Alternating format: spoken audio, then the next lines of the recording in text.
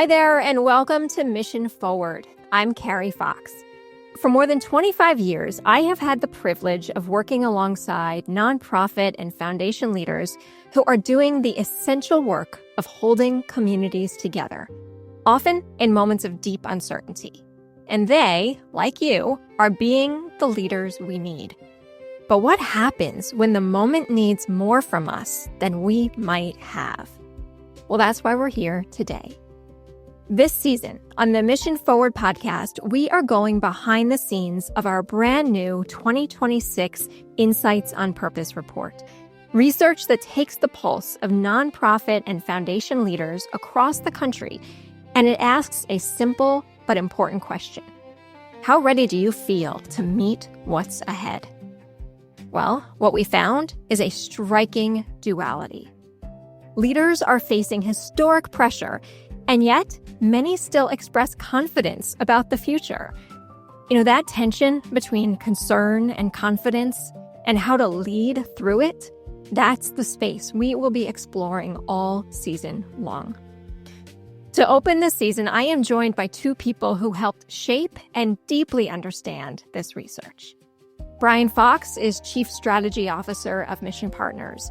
And together with our research team, Brian led the design and analysis of the Insights on Purpose report. And Stacy Palmer is the CEO of the Chronicle of Philanthropy, who has been an important partner to us every step of this research journey. Stacy's deep understanding of the sector has long helped nonprofit and foundation leaders make sense of moments just like this one. Together, we're going to talk about what this research reveals, not just about the sector, but about leadership itself, and what leaders like you can do, starting right now, to keep moving your mission forward.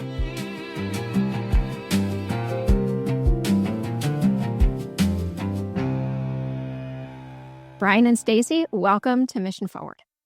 Thank you. It's great to be here. Great to be here with you, Stacy. Thrilled to be here with you. I have been wanting to conduct this sector-wide research report for a long time, right? Given the signals that I've been hearing and feeling, honestly, since 2020. And Stacy, I know you have felt the same way. It's why we're doing this together. And I was thrilled when our organizations decided to partner on this effort. Why did conducting this research intrigue you so much?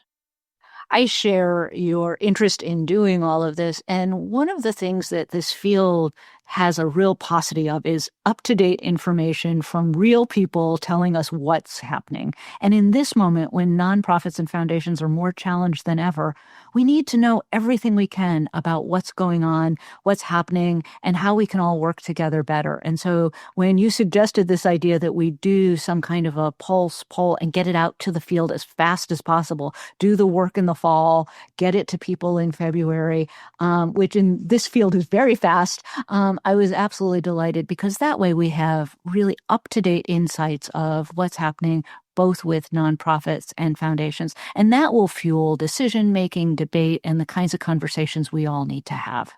And it's one thing to have an idea. Stacy, you and I have a lot of them. It's another thing to implement such a massive, really first of its kind research survey. So Brian, tell us a little bit about the report itself, how it was conducted, some of the methodology, et cetera. Sure. So through the research, we connected with over 400 nonprofit and foundation leaders. And the research really included two phases. There was a qualitative phase and a quantitative phase. In that qualitative first phase, Mission Partners conducted about 23 in-depth interviews with nonprofit and foundation leaders. And those occurred, as Stacy alluded to, timing-wise, it was August 28th through September 12th of last year. We set about those interviews because we wanted to help inform what we were going to ask in the quantitative phase. In that phase two, our quantitative phase, we conducted a survey of U.S.-based nonprofit and foundation leaders. And that was fielded from October 1st through October 27th. And the sample of the survey is really interesting, right? 80% of the respondents were CEOs, presidents, or founders. And the rest of the participants were at the C-suite, vice president, or senior director level. So really high-level leadership positions in these organizations. And the sample survey covered a wide range, and we think a well-balanced U.S. geographic representation, as well as the range of concentration areas for those nonprofits and foundations. And then maybe lastly and importantly, the nonprofits in our sample had an annual operating budget ranging from less than $1 million to over $50 million. And on the foundation side, annual giving of less than 1 million, but also to more than $50 million. What I'll reinforce, and you just said this, and I also mentioned at the top, is about this duality, right? That this is a report about nonprofit and foundation leaders and what they're each experiencing. And there is this striking duality that is mentioned in the report, right? Leaders facing pressure while expressing confidence. So what do each of you see behind that tension, right? Why is that such a defining feature of this moment? Yeah, I think behind the tension, I see exactly the kind of leaders you'd hope for, actually. I mean, if you think about it, on one hand, these leaders are incredibly dialed in to the realities of the past year and this moment. These leaders of nonprofits and foundations nearly universally observe just a really harsh environment. Our research points to 87% of foundation leaders and 97% of nonprofit leaders indicating that compared to just 1 year ago, the environment for their organizations is becoming somewhat or much more challenging. In leadership, you need people who can call it like they observe it, and there's really no reason to sort of suggest that there's any benefit to sugarcoating the challenges. Doing that just sets you on a path, I think, for increased difficulty to manage the given situation. So I see exactly the kind of leader you'd want on that dimension, and then at the same time, and on the other hand, there's this confidence that you mentioned, right? Despite the challenges, to weather the next several years. In our survey, it was around the next 5 years, and actually more than weather, to increase impact over the next 5 years. It was fascinating. 78% of nonprofits and 93% of foundations thinking that there's this capacity to increase impact. So leaders, by their very nature, they're not defeatist. They project this sort of can do, we've got this. If we band together, we can overcome it. And I see that shining through in the data that we have. Now, I would concede it's never just as easy as willing oneself to overcome the obstacles. And there are certainly some cracks in the confidence that I think we'll get into in your follow-up additional questions. But it's defining this moment because you see the acknowledgement of the seriousness of the moment and the almost defiance you'd hope to see in response to it. I think we always see nonprofit leaders, they go into this work because they're incredibly optimistic about what they can do. And so the fact that this has not defeated them in any way, that they're going to keep moving forward, is really remarkable, but perhaps not surprising. Another thing that, we started thinking about is how many of these folks have probably experienced real threats. And you can think, obviously, COVID was one of them for sure, that many of these leaders went through that. And sadly, a lot of nonprofit leaders after COVID did decide that it was time to quit. But the last time we had a real moment where lots of nonprofits closed and couldn't do things was more during the Great Recession. Well, that's a long time ago. So many of these organizational leaders have not been through the worst of the worst. And so I think that makes them more optimistic. I am somebody who had led during the Great Recession. And so it scared the hell out of me when things started happening because I felt some of those same kinds of signs. But if you didn't have to endure that, you saw that your organization actually was really innovative during COVID. In a horrible time, some good things came out of it in terms of our ability to do things online, be more flexible in how we treat employees and all of those kinds of things. You might look at it and say, it's going to be rough, but I can see some of the upside. And I think the fact that we've got AI coming that could ease some of the burdens on some of the administrative work and other things that are doing, that people do see that even in this really rough time, and I'm not sugarcoating anything and neither did they, that there are opportunities to rethink how we do things. So I think that's why we see incredible optimism. Let's talk about this, what feels really like a buzzword, which is resilience. And there were quite a few nonprofits and foundations in this survey that noted they agree on what resilience is, but nonprofits report being far less confident that they actually have resilience. And what's interesting is it's one of these signals. I hear a lot more leaders now talking about durability, building durable systems versus resilient systems. But I'm curious, and maybe Stacy, we start with you on this one.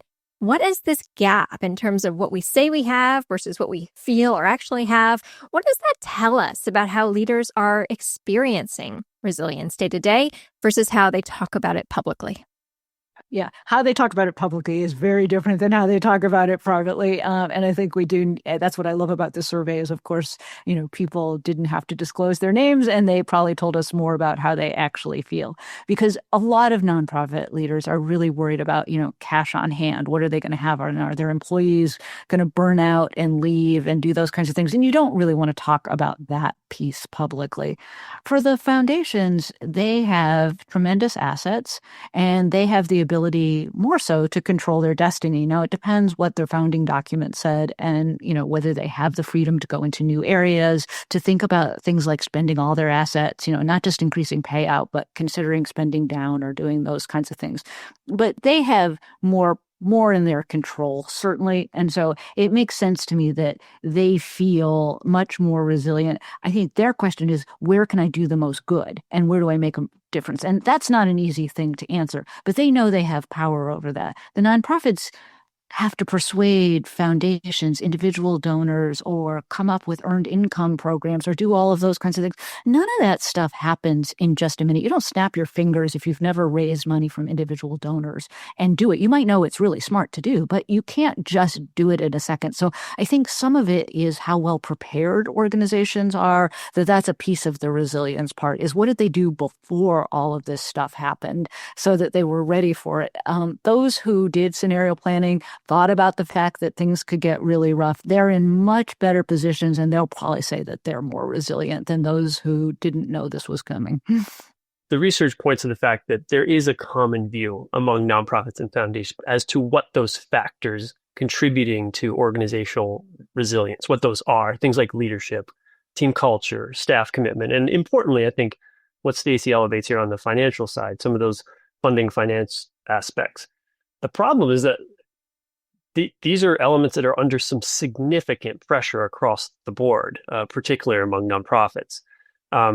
We have 70% and 60%, respectively, of nonprofits and foundation leaders saying that they're worried about their staff burning out, retiring, or leaving for other jobs in the next 12 months.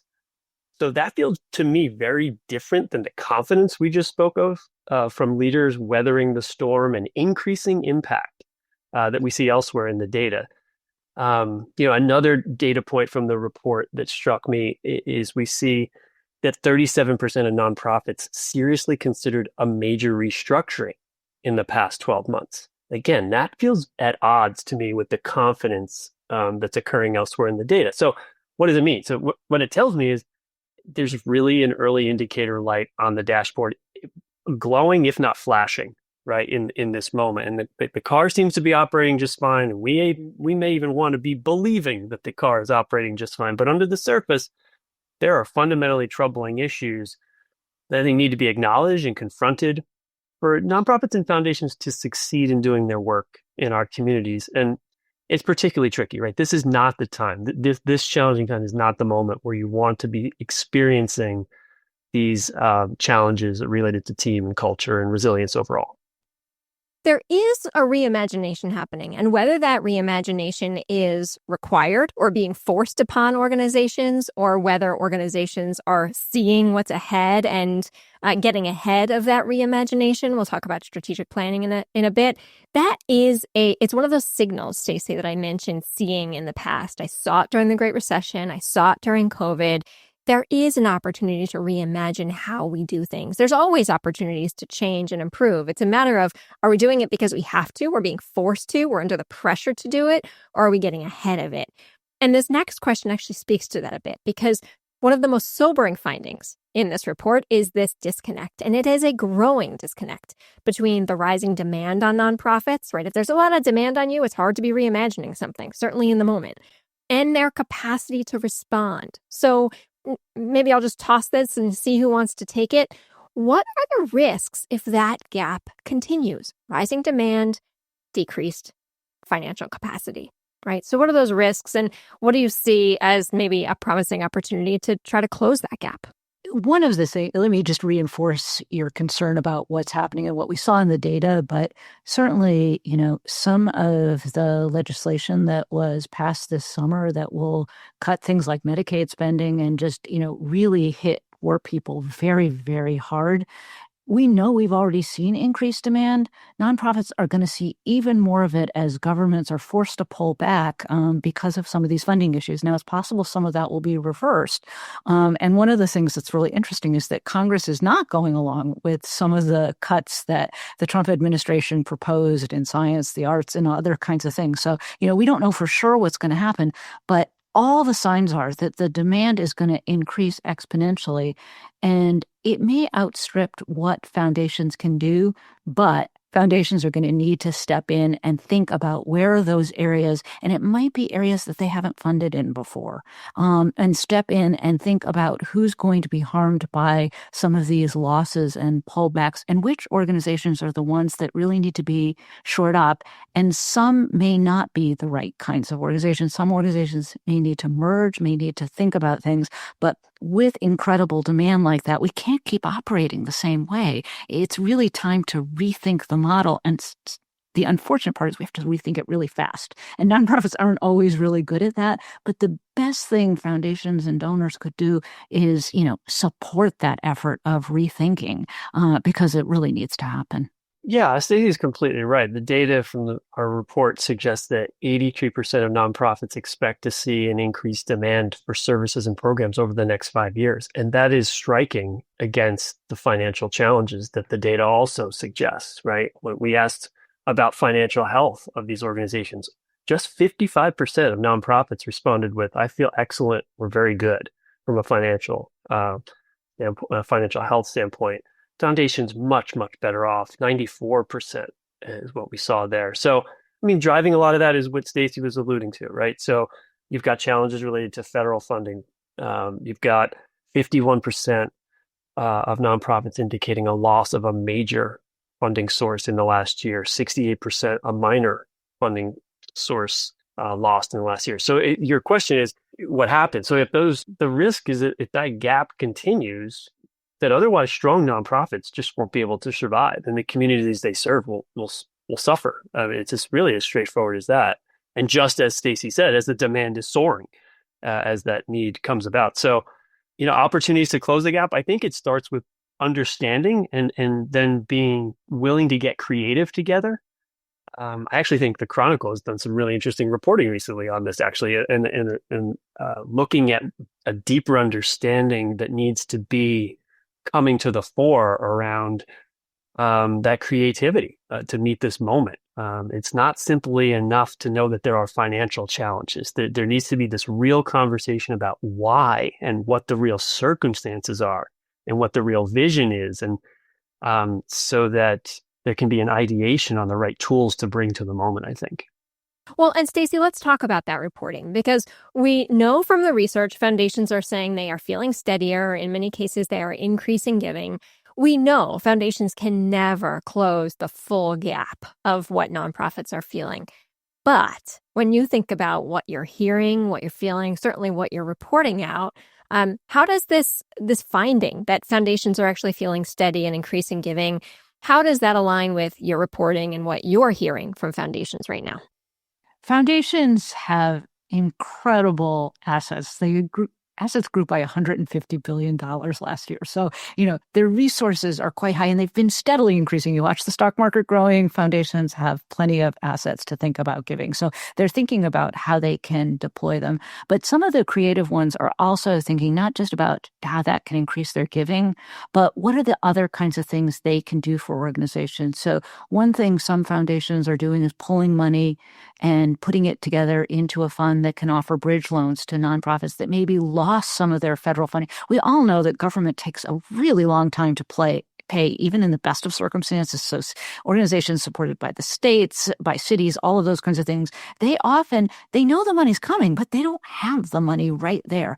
So one of the things foundations are putting money into is these bridge loans. Now, those are expensive. You don't want to necessarily be able to do those all the time, but that's coming out of the endowment that foundations have. So that idea of using the entire all of the assets is something that's really important. They come together, they use their influence, they think about their entire portfolios, and they think about, is this the time to really loosen up our purse strings and give even more and recognize that this is the moment to do it, that hoarding is not important at this moment. We need to just get the dollars out the door. So I think those foundations that we see doing that, and we've seen a number of them do that, they're the ones that are really making a difference. It's just there aren't enough of them for nonprofits to feel that foundations are really coming to the rescue, but there are ones for sure. I love that comment, Stacy, about influence, because not every foundation is a global foundation with unlimited resources. Some foundations are limited in what they have, but this idea that they can use their influence to bring other small or medium-sized foundations together and investing something in a more meaningful way, I've been really inspired by the kind of efforts that I see happening there, that kind of the collaborative philanthropy that is responding to this moment. Brian, let's turn to strategic planning. We've talked a bit about this, both around it, but also directly about it today in the conversation. Many leaders in this research report that long-term planning feels harder than ever, right? That makes perfect sense. Some are operating without a strategic plan at all, however. And so that's tricky, right? This idea of needing to be reimagining, but not having a plan on how to do that. How should leaders be thinking a little differently about strategy when this ground just simply keeps shifting beneath them? Yeah, it's a great question. Maybe just a quick context setter there. You covered over some of what the data actually highlights, and that is, compared to last year, 61% of nonprofits indicated that strategic planning over the next 5 years is somewhat or much more difficult. And we see 53% of foundations saying the same thing. So it's certainly a hard time to be forecasting and planning out. But so I think first I would say that if you're one of the 3 and 4 foundations or nonprofits that actually has a strategic plan, hopefully you're actively using it and updating it on a regular basis, perhaps quarterly or even monthly at this point. At Mission Partners, this is something that we do with regard to our own strategic plan, and it's how we counsel our clients to be thinking about the utilization of the plans they have.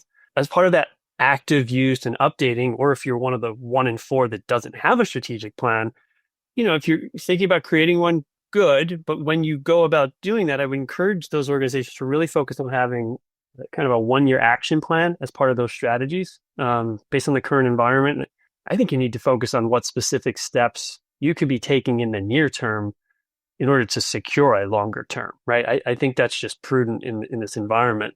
And as part of that, I encourage organizations to really think about, do they have crisis response plans in their organization or in their strategic plans, so that staff know what to do and how to manage situations as they unfold.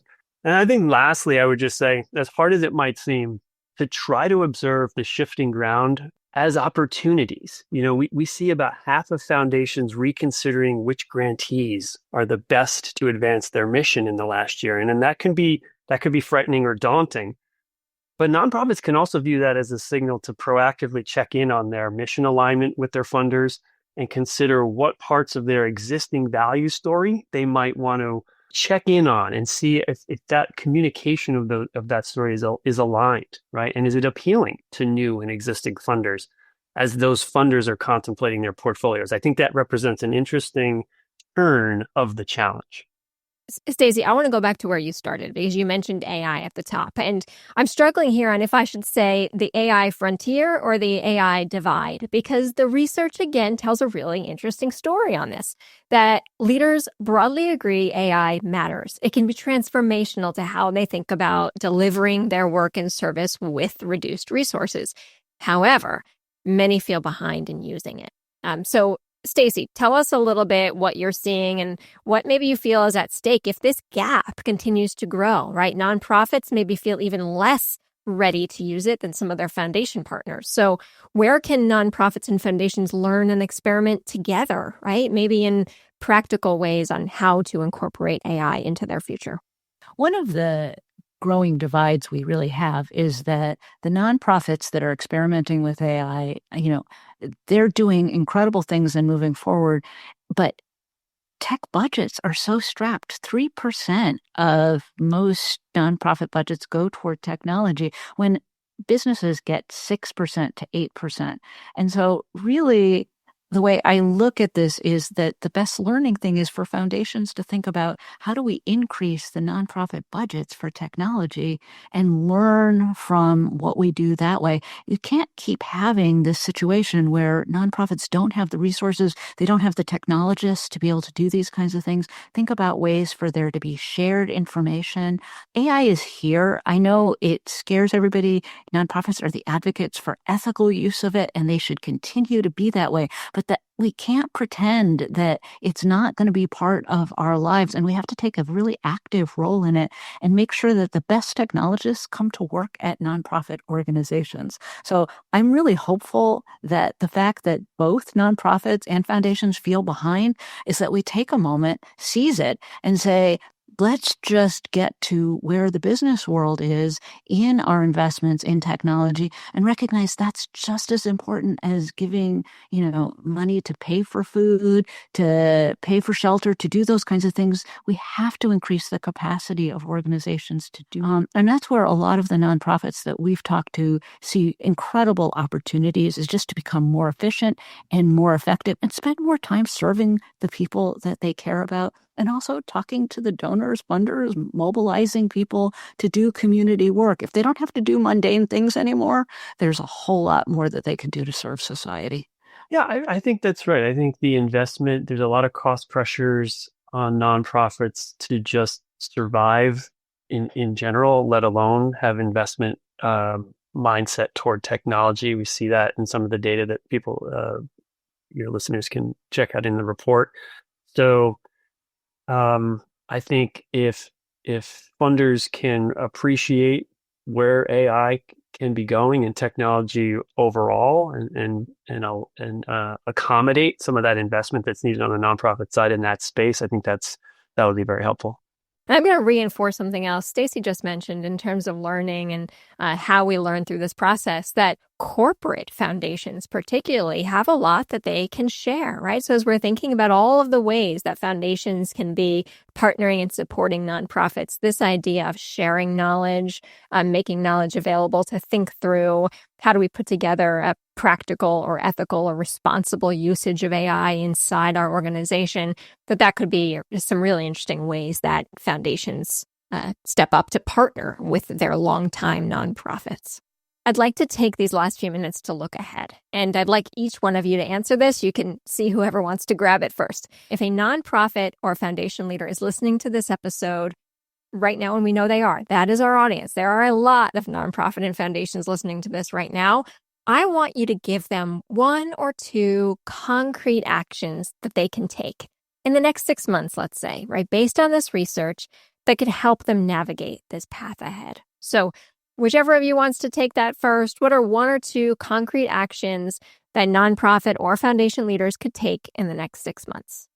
Yeah, I'll share perhaps maybe a thought on each or for each. And for nonprofits, I might house the idea inside creativity, if that helps as a frame. I think there may be paths that nonprofits have never thought would have been necessary or even possible, perhaps. But they may be worth a conversation, maybe with an aligned nonprofit at this point. I think you want to be leaning into your values, being really true to who you are, and know where you could benefit from some extra support, I think resources or efficiencies, and really be looking for those creative ways to collaborate with other nonprofits to further your impact and potentially theirs. On the foundation side, to stay with the C's, I think I'll house mine inside of curiosity. I think you want to be thinking about reaching out and really trying to understand the challenges that your grantees are facing, and consider if that status quo funding arrangement is really right for the moment. I think it's this idea of, is a traditional grant the right path now? Stacy alluded to bridge loans, and those other types of financial instruments that might be the tool out of the toolbox right now that maybe makes more sense. And so I think that curiosity from the funder to the nonprofit to say, what is really under the surface? What could we explore together my sense is that nonprofits really would value a curious partner who's willing to understand. I absolutely second that, Brian. I think that the fact that neither the foundations nor the nonprofits in the survey think that either side understands the other and the challenges, that is incredibly worrisome. And I think it is the foundations that need to initiate this conversation because they do have more of the resources, they have more convening power, they can do more to ask those questions, and they have to find a way to make sure that the nonprofit feels comfortable answering them, because obviously every nonprofit's worried that the foundation's going to judge them and think maybe they're not managing their resources at a time when it's too challenging to be able to manage them well. So I hope foundations will think about initiating that conversation. For both organizations, I hope that this report will land in the boardrooms and that it will trigger a conversation. And we'd all be happy to help facilitate those, do one-pagers for nonprofits and foundations that need it. But the decision makers need to understand what resources, how other organizations are doing it. And one of the real challenges, I think, leaders both at the foundation president level and the nonprofit director level face often is that their boards don't fully understand what's happening. They don't know how they can help. And yet we have these boards because they're tremendous resources and they have so much knowledge and capability, and they too can use their influence in various ways. So I think that that's another action step. We shouldn't just talk about it among ourselves, but make sure this is really, as part of your next board meeting, make sure that this report and others like it that are coming out from other organizations, that you talk about the overall environment and what smart nonprofits and foundations are doing in this moment. The benefit of having a landscape analysis like this one in a moment like this one is so valuable to helping organizations navigate what's ahead. I'm so appreciative of both of you. It's such an interesting moment to be reflecting back on this body of research that we have invested in for many months and think, this is so much more than a handful of data points and insights. I mean, it is deeply human. And the amount of vulnerability that these leaders shared about how they really are feeling in this moment and what we as their partners, community members, supporters, peers, volunteers can be doing to support them through this. Because as we noted at the top, right, our nonprofits and foundations, they are the heart of our communities. And we all play a part in supporting them through into the future. Thank you both for being with us. Look forward to continuing this conversation. As noted, this is a year-long conversation we're having here. We will be featuring nonprofit leaders, foundation leaders, bringing all of the insights we shared today and more to real life and sharing how they're navigating through it. It's just been great. I appreciate the opportunity to elevate the report and what it can be as a compass for the year ahead. So thanks for the opportunity. Thank you for it. And what I'm excited about is when we repeat this next year and we see what's really happening and our goal of making sure that this is some kind of annual look at what's happening. So we'll have a real barometer of what's happening. So this is just the beginning. Love it. Until next time, thanks for being with us today.